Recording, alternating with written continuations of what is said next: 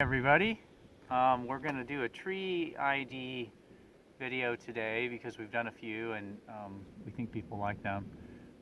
So winter tree ID, why winter tree ID to review is because where you have deciduous forest, you don't have the leaves to rely on all the time. So it's good to know a lot of other features that you can use year round, especially in the winter. So here is a tree that is common in the Midwest and other parts of the country. This is Shagbark Hickory.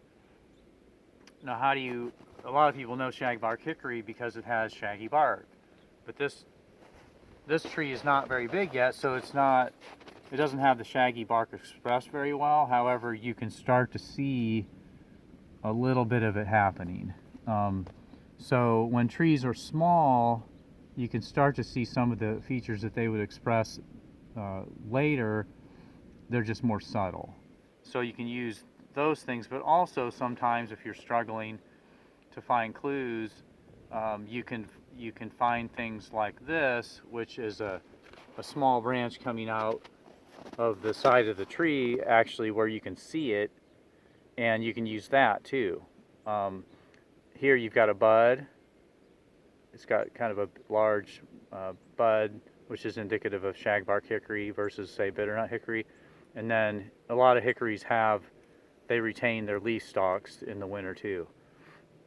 Other trees do too, which is why I always tell people use multiple clues, because there's very few definitive clues that you can use to identify a given species. But in this case, we have large buds, retained leaf stalks, and the beginning of the expression of shaggy bark. And probably if you looked around under the snow, you might find some old hickory nut shells. So that's just an example of how you can put together multiple clues, once you learn them from somebody that knows, to paint a picture of a certain species. And so you might say, well, how do you know for sure?